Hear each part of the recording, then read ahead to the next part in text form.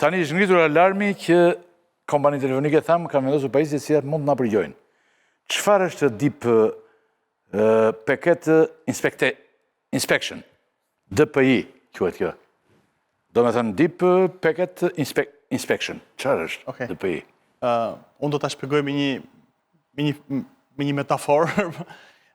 Metafora vetëm tjetër, popullata ta kuptojnë metaforën se ne jemi shumë në rregull. Tani Deep Packet Inspection, imagjinojmë një postier që unë i nis një letër yllit dhe postierin mesi merr letrën time dhe e çon për te ylli dhe ai ka mundësinë që ta hapi këtë letrën dhe ta lexojë. Çfarë është? Dhe më pas ta mbylli prapë dhe ta nisë yllit.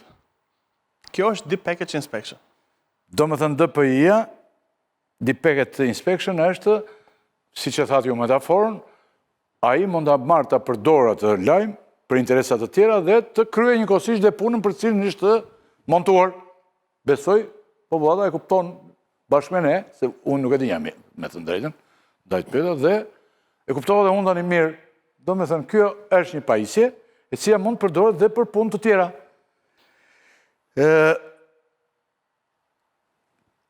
Tani, si e keni konstatuar, çfarë keni konstatuar ju të dy bashkë me Besmirin? Çfarë ka ndodhur? Si e konstatuat ju që është montuar kjo pajisje? Kush e thot i pari? Ta thot Besmiri apo ti? Me që është larg të respektojmë? Okej, po. Po? Besmir, po. Atëherë, informacionet e para, denoncimin e parë kanë bërë me datë 29 mars në rrjetet e mia sociale dhe pastaj edhe në mediat e ndryshme. Denoncimi i parë ka ardhur nga kolegë që punojnë pranë ISP-ve dhe organizatave shtetërore, që për arsye që nuk e arritën të mbyllnin dot TikTokun me metodat konvencionale, u vendos që të instalohej një DPI pranë ISP-ve. Pra për të mbyllur TikTokun është fjala? Atëherë, sebepi ishte TikToku, por TikToku është minimalja që kjo pajisje mund të bëjë dhe ngrihen shumë pikpyetje. Para, nga kush erdhi kërkesa, sepse ISP-t nuk kanë kërkuar një pajisje të tillë. E dyta, kush është institucioni shqiptar i cili ka dërguar pajisjen pranë ISP-ve? E treta, ku janë marrë këto pajisje, si janë marrë këto pajisje, sepse një pajisje e tillë kushton mbi 100.000 euro dhe ndërkohë vetë institucionet shtetërore kanë deklaruar që janë instaluar 7 të tilla. Pra po flasim diku tek 1 milion euro. Nëse janë marrë donacion, nga kush janë marrë donacion dhe kush qëndron pas donacionit dhe çfarë përfitimesh do ketë donatori nëse është një kompani private. Në momentin që u ngrit shqetësimi për instalimin e këtyre pajisjeve, reaguam dhe për problematika që mund të ketë vendosja këtyre pajisjeve pa një kuadër ligjor të qartë dhe të fortë. Sepse kemi dy tipologji shtetësh të cilat instalojnë këto pajisje. Kemi shtetet diktatoriale dhe autokrate, duke nisur nga India, Kina, Rusia, Irani që ka, Turqia. Edhe Britania ka, më shpjeguan? Po pra, do vazhdoj. E ka dhe Britania. Dhe pastaj kemi dhe shtetet demokratike, sikurse është Franca, Britania, Italia, të cilat e kanë një pajisje të tillë, por përpara se të instalojë një pajisje të tillë, ka pas një diskutim publik. Përveç diskutimit publik ka pas një forcim të bazës ligjore dhe rregulla se si do procesoheshin të dhënat e qytetarëve. Pra, përgjim në mas nuk lejohet, mund të përdoren për siguri kombëtare dhe të gjitha shtetet demokratike këtë pajisje kanë në ombrellën e sigurisë kombëtare. Kurse në Shqipëri, institucioneve shtetërore ju desh mbi 2 javë gjysmë që të reagonin në një deklaratë mediatike 45 sekonda që thjesht pranuan dhe dizinformuan. Pranuan që janë vendosur dhe me pretendimin që shqiptarët nuk do përgjojnë. Por nuk mund bëhet me pretendim, betohem në Zot që nuk do ju përgjoj, ose për kokë çunit nuk do ju përgjoj. Do të kesh bazë ligjore. Pra nuk kemi një bazë ligjore e cila ju ndalon përgjimin dhe më problematik se përgjimi ka dy aspekte të tjera, është profilizimi. Pra, sepse në momentin që do flasin institucionet shtetërore, ju siguroj që do thonë që trafiku i inkriptuar nuk mund përgjohet, patjetër nuk mund përgjohet i inkriptuari, por mund të profilizohet, që ta kenë qartë qytetarët dhe çfarë do të thotë profilizim dhe si mund bëhet profilizimi. Le të marr shembull veten time. Kjo pajisje mund të dalloj në çfarë aplikacionesh unë përdor, çfarë aplikacionesh kam në telefon. Kam Sinjalin për shembull. Në çfarë faqe hyn të lexoj? Nëse lexoj faqen e, le të themi, komunitetit musliman të Shqipërisë, më profilizojnë si musliman, nëse lexoj faqe me përmajtje të krishterë, me profilizojnë si të krishterë, nëse lexoj një faqe opozitare, profilizohem si opozitar. E kështu me radhë, mund të arrinte preferencat seksuale që keni nga video që shikojnë, mund të shikojnë nëse keni varësi nga bastet apo jo. Le të marrim nga njëherë duhet me banalizu muhabetin që ta kuptojnë njerëzit. Një politikan ose një qytetar i thjesht hap një faqe të papërshtatshme. Dhe logët e kësaj faqe të papërshtatshme. E gjithë kjo gjëja profilizimi, okay. Të shtoj një gjithë e profilizimi që ta kuptoj pak qytetarët. Profilizimi që po thot Besi bëhet si që ishe Encrociati, ku që ishte? Që kishe një kod ID-e. SkyECC-ja, Encrociati, okej. SkyECC-ja kishe një ID, nuk kishe një username password. Dhe profilizimi bëhet me kodin tënë të e-mailit, me kodin tënë të telefonit. Çdo telefon ka një kod unik. Identifikimi ke ti për këtë fjalë. Po, do më thënë, çdo kod telefon ka një kod e-mail që është unik. Po. Dhe në qofse ti blen telefonin në një kompani, në një dyqan. Po qartë. Pra identifikimi i qytetarit bëhet nëpërmjet këtij kodit. Kodit e e-mail, që kodin e e-mailit e ruan jo vetëm telefoni, po e ruan edhe laptopi, e ruan edhe televizori që kemi në shtëpi, e ruan çdo pajisje, edhe Internet of Things dhe të mërat.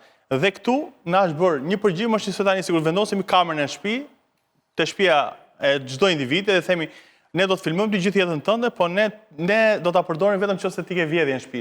Tani pyetja është, këtu nuk është miratuar një ligj që kontrollon dhe kontrollon integritetin e personave që do punojnë dhe do kontrollojnë këtë pajisje. Ky është problemi. Pra, Besmiri bën një shpjegim që edhe në Evropë, në vendet e rëndësishme perëndimore, ku janë vendosur këto pajisje, është për një diskutim i qytetarëve dhe mbi të gjitha për të ndërtuar një strukturë ligjore, në mënyrë që të mbrohen njerëzit. Ju përmendën pak Britaninë e Madhe, ta them edhe këtë Britanisë së Madhe, bes një sekond. Britania e Madhe sot ka një problem shumë madh me privatësinë. Nëse sot telefonat ton Apple, nëse shumica për ju që kanë bërë paid atë që ruajmë në cloud, të dhënë fotot, passwordet dhe të merat, është end-to-end encryption, do të thënë është enkriptuar nga të dyja palët dhe kodi sigurisë. Me fjalë më të thjeshta, lutem. Është një siguri e lartë. Koduar. Shteti Britanik i ka kërkuar Apple-it që të heqë end-to-end encryption për shtetasit britanik se ka shumë problem të madh me krimin. Dhe mënyra më e mirë për ndjekur krimin është i ka kërkuar edhe WhatsApp-it, edhe Apple-it që të heqë kodin e enkriptimit nga pajisje në pajisje. Për të hequr këtë kod nga pajisje në pajisje, Britania ja ka kërkuar Apple-it dhe edhe Metës, se duket sikur të heqë Metës këtu. WhatsApp-it. Dhe ndërkohë Britania duke qenë shtet shumë i fuqishëm mund ta bëj këtë. Po ta kërkoj këta tanët këtë, ata mund ta zënë me dru. Britania është edhe një shtet që ka standarde të zbatimit të ligjit shumë herë larg Shqipërisë dhe nëse ndodhin të dhëna për abuzime me të dhënat që shteti mund të marrë. Por edhe në parim, kjo për qytetarët britanik është shkelje e madhe privatësie. Dhe nëse mund ta vazhdoj, e para është përkufizimi, e dyta është censura. Pra, qeveria në çdo moment mund të bllokojë. Dua që nga ju të dy tani, para se të fut dy analistët të thonë ndonjë gjë, se ta nuk janë ekspertë, si ndryshon DPI nga monitorimi i zakonshëm i rrjetit. Pra, çfarë na bën ju e thatë në një farë mënyre, po për ta thënë edhe më thjesht, me DPI-në ndryshe nga se edhe këtu, edhe pa DPI këtu përgjimet janë shumë ka përgjime të mëdha, se këto përgjime janë bërë gjithë kohën. Histori përgjime. Ne jemi një popull që përgjohemi, vetë përgjohemi, do më pa përgjime ne edhe nuk jetojmë dot. Kështu që të jeton vjen tani. Ky merret me IT-n këtu, e ka futur kokën në IT, edhe nuk kupton mirë, po këtu pa përgjime nuk jeton dot njeriu. Nuk kupton? Pra, ku ndryshon tani, çfarë shtohet e keqe? Përveç përgjimit të rëndom të që kemi me DPI-n, çfarë shtohet?